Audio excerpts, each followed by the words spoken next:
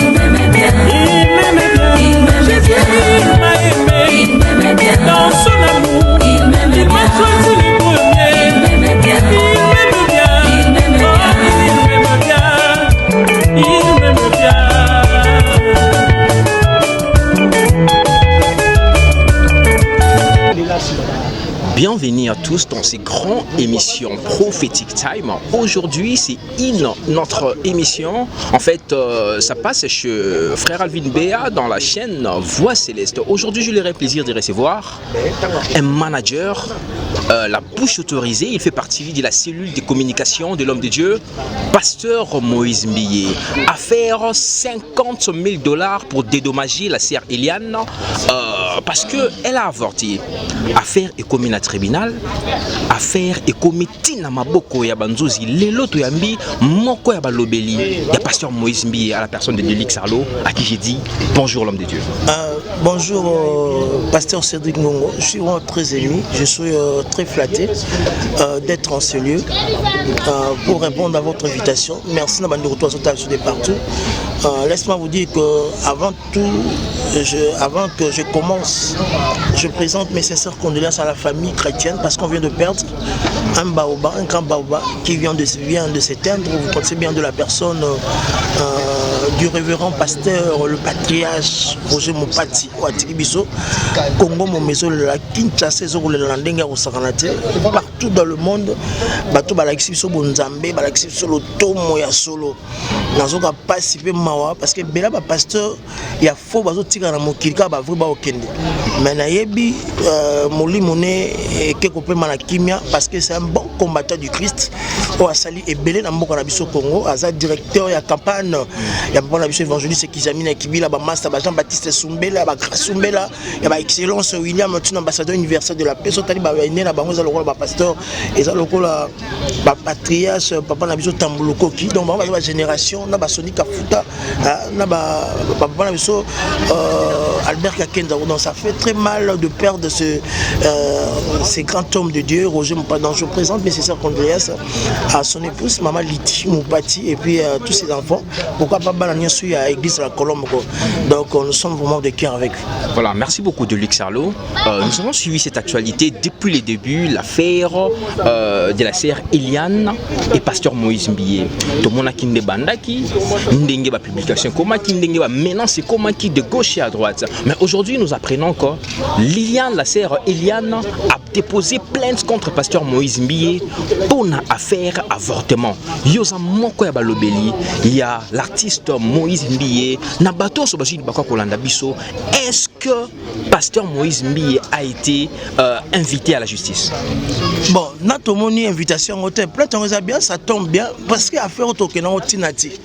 Au moni biso ba congolais, laisse-moi vous dire que en Afrique, c'est comme si j'ai comme l'impression Dieu a quitté déjà l'Afrique, précisément au Congo. Surtout magam ozo sam na mboka na biso Congo na pasi na ndenga osakanate. La réserve de l'Éternel, le pasteur Moïse, il est pour rien. Il connaît rien. Ça on a biso Eliane a sa mise en scène, elle est là. J'étais là. Je suis en train de faire pour gagner des âmes. Je ne veux pas le faire d'être. On a toutes les femmes d'être fortes. C'est une histoire qui peut, je sais pas, c'est une histoire qui m'a vraiment dérangée. Je dirais à toutes les femmes de prendre leur garde. De prendre leur garde. Je l'ai fait pour sauver les âmes. Je l'ai fait pour sauver les âmes. C'est pas pour les détruire. Ça, je répète, c'est pas pour les détruire. Et je veux qu'on me sécurise. C'est tout ce que je demande. Papa, bamakambo aussi mais sous na Congo. Et ça t'a mis qu'il a poto. Surtout quand kolela moi na Eliane. Elle est en train de montrer quelque chose. Est-ce que en droit il y a qu'on régler le problème ça na YouTube? En droit il y a qu'on régler le problème ça na nini na itando iki. Et ça on attend. Bon, c'est pas grave parce que biso dans la plainte soana, biso tozo zela to comme bien le tribunal ngo ya la kisi ya lobi oyaye et puis makambo tout en ndeni okende. A déposé plainte parce que apparemment sœur Eliane a ko saigné avortement et sika bakende ko ça. Je suis bien té l'homme na. Et mususu azala ba période na basi ba na période. Yo kana biso ndeko na nga azala ba période na basi ba makilati ça ba période ça yo homme marié non. On se combat ngaza marié. Basi ba na période na bango ko. Ce que est pasteur Moïse et koyebana tout doucement on avance. Tout doucement on arrive. Ils ont monté makambo ezola. Bon tout ça on analyse bino biso mbale. Na lo bana tinetinga. Nga de Luc Sarlo, la réserve de l'Éternel, pasteur Moïse Mbiye. Est-ce que nga na kolinga exposé Eliane na TV? To nga na kolinga Eliane na kolinga a exposé na TV? Pourquoi seulement le pasteur Moïse Mbiye? Avant d'abord, c'était la fille d'Africel, une fille là qui a fait la sport d'Africel. Et maintenant c'est la sœur Eliane. Pourquoi seulement le pasteur Moïse? C'est un homme de Dieu qui a la... Vous savez que l'onction tue aussi. Onction et matissa onction peut bon. Je bénis l'Éternel parce qu'il nous a bénis au travers de Jésus-Christ. En Jésus-Christ, il y a tout. En Jésus-Christ, il y a tout. Il y a du succès, il y a l'impact, la considération. Il y a des frères et des sœurs en Christ, des frères et des sœurs en crise. Des sœurs en Christ, ce sont des personnes qui attendent l'avènement de Christ. Mais des sœurs en crise, il y a un sœur fille de l'église. Tribunal. Pourquoi pas arranger ça dans l'église? Montage. Pasteur Cédric Ngongo, parce que vous faites très bien ton boulot, tu fais très bien ton travail. Aux journalistes, présentateurs, monteurs, réalisateurs, tu fais tout comme ça parce que olingaki osa la connaissance olingaki ofongo la connaissance no na ba etandi ebele mais Deluxe Arlo yo kan ndeko nanga nazo bisa nazo koma place wana ko la fanatique te Deluxe naza fanatique oza mutu o ba te belé ba respectaka réflexion na yo tout ça ko informer pe ko former bato baso landa biso c'est ça nous devons dire que la vérité est rien que la vérité yango nazo bisa yo makambo o Elian nazo sala eza ba montage soko tali kolela na ye est-ce que vous imaginez na ba parents pe ba continuer makambo na papa ozoloba ke mwana nga to na kangie na ibisa la kisanga ba image mwana nga yo la kisanga ba image abia tindele konga mutu moko yo papa zo tole bilo wa bêtise bongo donc yo tindaka mwana no ba naka asala ba biloko wana yo pe mama ko mobenga mama Olive ya ko télévision tant mwana ndo ndoko yo ka bilengi kuna ndo benga mama Olive te bwana tant ndo ka ba biyantikiti tant zo ko zoye kuna andoko benga yo kana bisa yo kana bisa yo kana parce que yo kana bisa yo kana bisa ko tinda ba to ba mélanger bango non na Congo a ezala baza forte on ba ko mosenga yo kana bisa ndoko na ngai yo kana bisa ndoko na ngai to respecter basal na nzambe au monde linga ozono makambo na bato mokili muto aza mopaga to muto aza athée mais ba chrétien le ba prophète et fata le ba ndeko na JJK ce sont des journalistes de serviteurs de Dieu ba ça na ndenge ya solo ndeko au moni makambo ozokulu bato bazolukila basal na nzambe nzambe ndemta jabaka na bon ozokobana mais yo tango bato bazo encourager ba solo makambo belé bato na tango bako boya ko kimela wapi maintenant vous savez moi c'est fait nzambo ko ki ma banza nzambo ba protéger moi na azana erreur azana mobunga to bondela pona ma kanisnezo normal elle n'est pas intelligente elle n'est pas sage aussi ba parents na yo okotisi ba pona ba faire oyo oh non na kangami na mwana nga na yebisi mwana nga ayebisi nga image ba bien na tindela ko mutu moko mutu ngo Moïse Mbiye soit disant ndenge bazoloba ezala ngo problème te la justice ni les ont prouvé que image on a tindela ko Moïse Mbiye ni les ont au moins mwana na avani na ba lingwala avani na ba funa avani na ba pompage ba tout ba bivinae obi relation na Cristiano est-ce bi relation na fiancé na Cristiano ezali ndene ba kabona bwani Cristiano ex fiancé na yo na ba prof ex fiancé na mais tu le laisses na kati yo kana bisa otundi ngaso na ba prof na yo kana bisa na l'action image la kisabatu ndenga zo la alliance alliance ya libala mais aboya Elian pour nini votu na et image on ezalite ngaza ba image na opesa image total ba image ndeko na ngai ngaza journaliste d'investigation na ko lo ba boparte na ko lo ba ngambu ya pambala te so na zo biso eza information ngaje la honte o ba para Elian nde bazo sala j'ai la honte aux les serviteurs de Dieu les servants de Dieu o ba ko sala nde bazo encourager ba tina mwana bon bere o le mwana bina za na bere o le so bozo lo mikili ya poto o bo lo mituka bo lo so ma mebele bo lo ko na voix bien c'est pour ça que je vous ai dit que il y a des servants de Dieu en Christ et en crise. En Christ, ce sont des personnes qui ont l'avènement du Christ pour mettre au côté. Mais en Christ, ce sont des personnes qui cherchent l'argent. Mais on ne doit pas chercher l'argent de cette façon. C'est normal. L'homme de Dieu, Deluxe Arlo. Oui, Neko. C'est Elian Alobi, Basali, 5 ans déjà. Na pasteur Moïse Mbiye depuis pasteur Moïse Mbiye wala ko abuser na ye na 5 ans wana basali na avortement o etindi bango lelo tiba koma na justice Deluxe Arlo pona nini kaka pasteur Moïse Mbiye bakoko c'est ta frère mususu te bakoko c'est la pasteur mususu yango zo mona bandeko mususu ko za otamboka na nzelo ka grotte bimio pour le côté bimi oke ne bobi potina miso esi la raté oke ne bozo le kanga mio obi ke mai ngana ka pamba yo na bisa yo to tika ko imile basala nzambe bi basala nzambe te balela reza ma be pankolo moi je suis le journaliste manager, je reçois tout le monde dans mes émissions. Na collaboration ba tout ba consulter à maison les acteurs du terrain. Ngala ko linga bêtise te na télé, na ko linga lokuta, na ko linga mensonge te. To ibe makambo esu na justice. Ngala to ko frère moko na Gabriel Mokia avec son fils Patrick Mokia. Oyi nam na sisa ki ngamo ni na sisa ki ngo ba benga to luka to sololi ba récompenser ngala ko ça. Mais ta ko luka ngate ba justice so ndenge nini. Yo yebi bien, je suis enregistré avec Couleur Télévision avec Olivier Massani Ngoma. Na ke na ngona ba TV to so ndenge ko finga ko insister ko blesser maintenant. Na ke na ngona système administratif pour les résultats bien.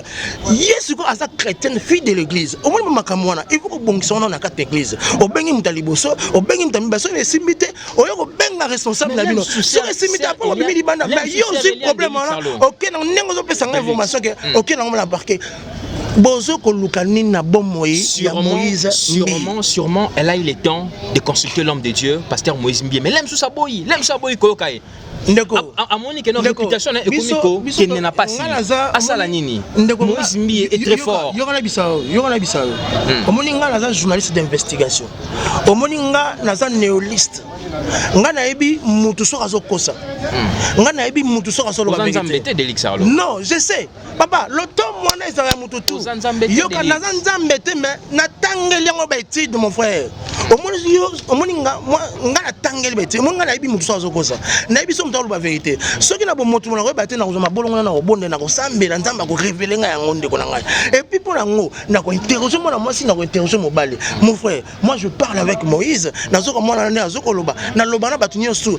Au moni mboka na biso Congo, c'est comme si Dieu a quitté déjà l'Afrique précisément au Congo. Tala mama ba pasteur Marmozo ça, est-ce moni un grand pasteur moko a télé déjà pour makambo. Mais bortel baza lokala ba téléspectateur bazo tala musika. Eza makambo ya soni. Parce que il y a des serviteurs de Dieu au ko bazo ko bomba. Il y a 20 ans. Yo kana ebisa on ne. Il y a 20 ans. To ke na salo calcul de kolanga Cédric Ngongo. Yo kana ebisa yo. Moi na bobe azana 20 babi que Moïse Mbi a violé pendant 5 ans. Sur 20 moins 5. Ils ont 15 ans. Donc Moïse Mbi a banné ko violé na âge il y a 15 ans. Si ko banné ko violenté. Banna ndeko zo bilengo ndeko zo ndeko lo bate poani. Poani ka siko no lo ba. Oh, na ko la ba image yo kana biso ko défendre mal. Défendre mal te na bi place o nga nazali. Je suis en train de défendre un homme de Dieu, loin de l'Éternel. Arrêtons de défendre les mal. Arrêtons. Image na été ndeko na ngai. On se comprend c'est dingo. Au moni nga mon père spirituel l'apôtre William Tindo m'a dit l'apôtre William Tindo m'a dit Abidelis il faut pas humilier quelqu'un. Kolinga ko kosela ka batu makambo te. Au moins zo ko kosela ka makambo zo ko humilier batu makala moto ko zana mutu na ndeko na nga. Zo problème na muta mokili mais ko zo problème na mosali ya nzambe te parce que maître na ya zali ndeko na nga. Atanga na to sola boy. Oyebite makamini ya so na nzambe. Oyebite makama so yebisa nzambe na ye. On se comprendre nga. Yango na zo biso ndeko na nga Eliane bo sambela pona ya zonga na nzela. Ba ba tika ko tamba bêtise. Au moni justice ne mutu e fongola makamini nyonso na grand écran. Yango so mwana na lati boy eza honte na makamna biso makambo so koleka na mboko na biso. Tala ke Congo na biso mboko na biso Congo eza tranquillité. Tala ba politicien de ma onungana. Tala ba pasteur de ma onungana. Tala ba servant de Dieu de ma onungana. Siko kaka poni makamni so koleka na Congo. Et puis mutu o kaka la personne de Moïse Mbié de Moïse Mbié de Moïse Mbié. Toko le makomo na te Moïse Mbié ndeko na. Yo sala rappeler na Moïse Mbié. Beaucoup pese concerté. Beaucoup pese moi conseil. Azana mabe mon côté. Azana mutu azana pona nini kaka kombo na nécessité na ba faire ça. Na lobi boye. Ndeko na ngala pesa ta exemple. Yo ka so ezaki chaka Congo ngeza bon. Chaka Congo ne. Na pesa exemple. Yo ka so ezaki masumu de blende ngeza neza bon. Na zo finga na pesa exemple. To so ezaki net Cédric ngeza bon parce que c'est Moïse Mbié. Actuellement c'est l'artiste qui est au top. C'est le prédicateur qui est au top. Voilà pourquoi il doit faire de n'importe quoi parce qu'il est au top. N'importe quoi, yo moni na n'importe quoi. Mais l'homme de Dieu, les preuves sont là. Les preuves sont là. Les preuves, ouais, mais preuves. Même mon anem tabinsage na yeoyo. Na nini? Na yeoyo. Mais tu apesa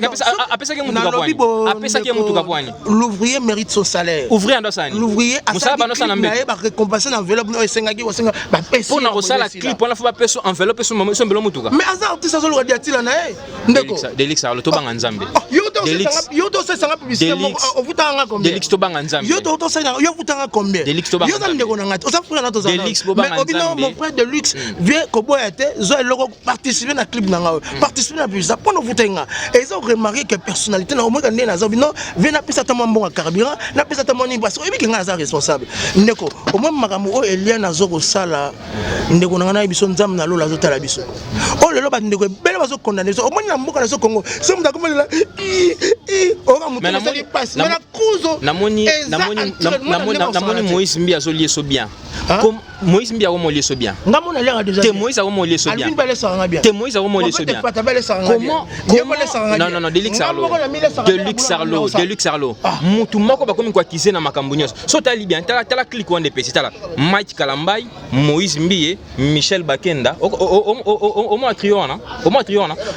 Qu'est-ce qui se passe avec le pasteur congolais? Qu'est-ce qui se passe avec les hommes de Dieu congolais? Pourquoi seulement l'année 2020, le début de l'année 2020 est cause à occasion pour nous comprendre toutes ces images scandaleuses dans Mishabana Nzambe. Est-ce que vous ne pouvez pas conseiller Pasteur Moïse Mbie d'arrêter de faire ce qu'il est en train de faire parce que ça salit les cas qu'on qualifie Magamou Ozolo, qualifier maman. Est-ce que vous avez preuve la maman Ozolo? Est-ce que vous avez temps à investiguer? Est-ce que vous avez eu le temps à faire l'investigation du pasteur? Mais moi, Eliane Azoloba. Papa, moi, Nawana Eliane Azoloba, Benga qui est au Koutana, maman Zolo. Mais Tana Solé dans l'image. Ah, papa. Tana Solé. On est un cinéaste. Tana Solé. On est un artiste. Pasteur Moïse Mbie a joué dans la fille. Moi, expression normale. De l'exarlo. Tous en été pour te blesser. Bandeko famille Eliane. Omoni soko sa bato nzambe ya solo. Soko boza na famille moko chrétienne. Ozo comprendre. Boluka bo bonction amiable. Boluka bo bonction église. Poni basala avocat, poni basala ba conseiller, poni basala ba diacre, poni basala ba kamina kat église. Sotel ba vidéo monsieur Eliane, ba conseiller monsieur Moïse mais elle est toujours là devant. Elle voulait le donc qu'on faire remarquer partout. Et ça na ngoma beten de ko na ngai. Problème na ngana zoloba oh nyosu to saka na sena moyi na mokili e futa marakaka a na se. Et puis affaire Oya Eliane et puis na Moïse Mbie, la réserve de l'Éternel. Tokenango tinati. Pour mon tout aïe la vérité. Pourquoi il est toujours sali comme ça? Donc vous reconnaissez. Affaire à Gege Yakia. Il est un mouillé qui mokili. Affaire ya Ndanga ye awa. Le reste affaire ya Eliane. Parce que bah yo qui azana ba projet mususu, azana marame belé, bah yo susu Moïse Mbie l'album Triomphe ça doit très bientôt sortir là. Toujours des makambo belé. Ndeko na opesa conseil boy. Yo kana bisayo. Au moins bisonga na avocat du diable. Yoka na bisayo batu mususu nazo bisayo. Nga naza avocat du diable. Nga naza journaliste manager présentateur, journaliste d'investigation. Ozo nga naza chrétien dans mon centre. La lingate bato ba milliards bato. Il y a beaucoup de façons de chercher l'argent mais pas dans cette façon. C'est pour ça que je vous ai dit qu'en l'église il y a des sirènes, dans l'église ils ont malfaiteurs, dans l'église ils ont battu belé ba songolo ba obalati bibote même sur les histoires. Tant de vidéos là t'es Eliane, tant de sobina ta sur en Christ nous sommes en train de Nyoso Bazola Ndabiso en direct qui a la voix céleste. Oh ba betisa mindi bakuna ba propos autoti ko tenir awa un mot direct à tous ces gens. Na ngina loba boy. Luka makamuna bata mokili mais ko luka makamuna bata nzambe te. Parce que mutu na nzambe tanga zolela ba nkolo obi retourna ngoteza mabe makazi scandale. Ça va faire très mal. Moïse a assassin, Moïse a brigand.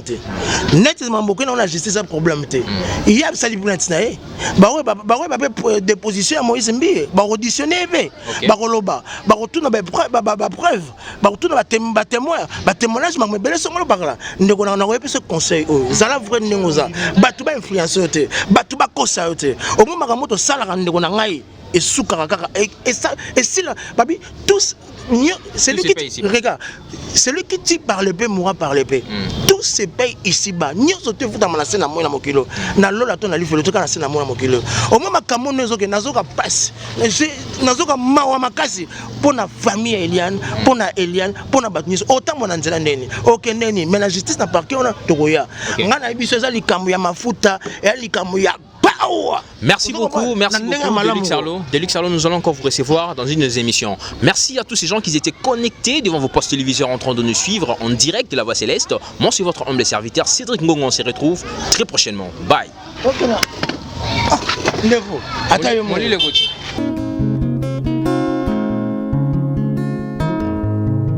Le temps passe et elle ne s'arrête jamais.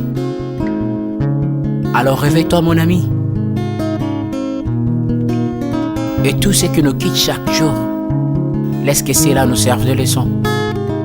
Car à chacun son jour, à chacun son tour. Peut-être demain sera ton tour. Alors réveille-toi et prépare ton âme. Car un jour.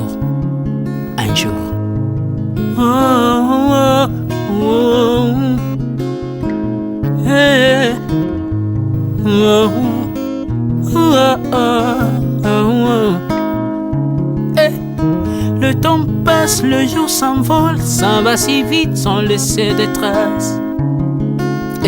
Comment faire pour l'arrêter, car il nous amène vers le jour de départ. Tout c'est fort avant nous, on peut l'arrêter. Il s'en va sans arrêt, sans pitié, ni nous laisse le temps de faire nos bagages, que de tout mener. Le temps passe, le jour s'envole, ça va si vite, on le sait des traces. Comment faire pour l'arrêter? Car il nous amène vers le jour de repas. Tous ces forts avant nous n'ont pu l'arrêter. Il s'en va sans arrêt, sans pitié. Ni nous laisse le temps de faire nos bagages et de tout amener. Il s'en va seul sans nous. Faut mieux perdre tout plutôt que de perdre son âme. À quoi bon tout gagner, mais sera que vanité.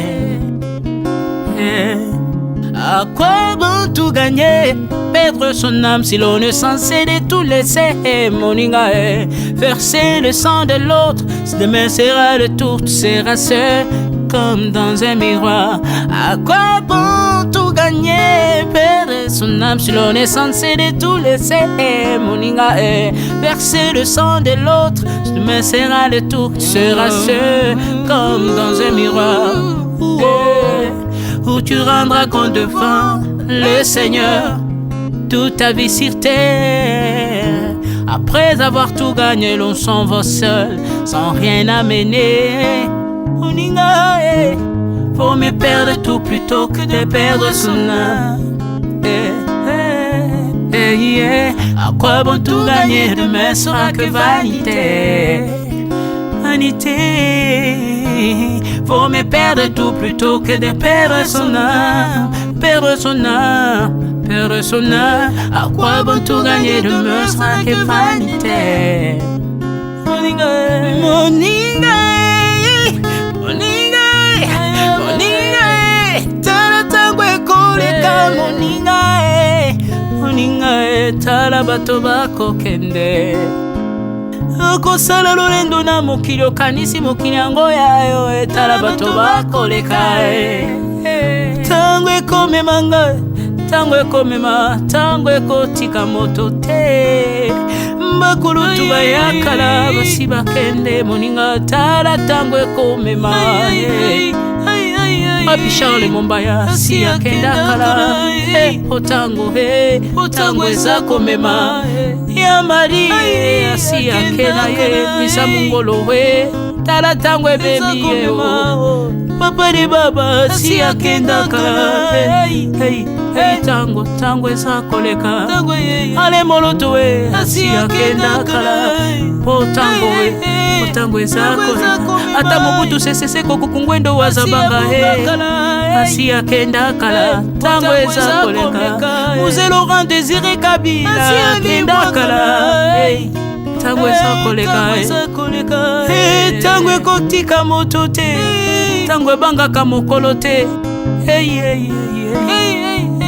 Liwa bangaka mokolo te, abangaka peleki te. Abangaka motambongo te, yokaka pe mobola mawa te. Liwa tango ayaka amemaka moto nyonso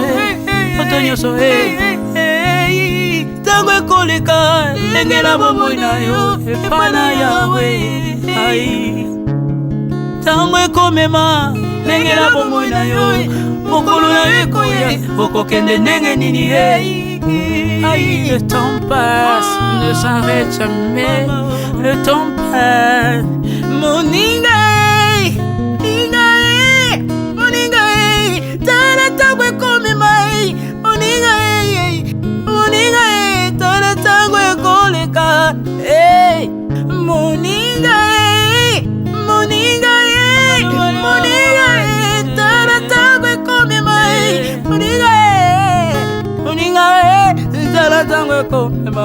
Tango ekotika moto te. Engela momoi na yo. Tala bato bakokende. Osala ndenge nini okotikala ebende te. Okotikala ebende. Le temps passe, ne s'arrête jamais. Le temps passe, ne pardonne jamais. Le temps passe, ne s'arrête jamais. L'engela momo. Moninga, tala tango ekoleka.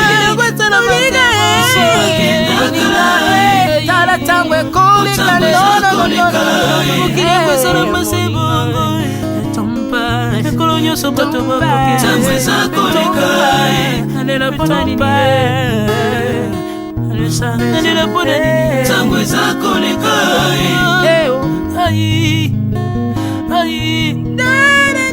ntango eza koleka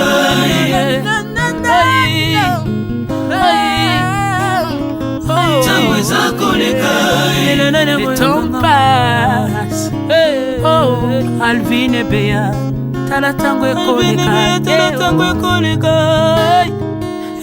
nabongisa bomonanga mpona nini bato bakokende biloko nyonso ekoleka nalelalela ntina nini natangisa makila na boma bato mpona nini soki nyonso ekoleka un jour nabanga kufa mpona nini soki naza putulu ya pamba mokolo ezali na koleka le temps passe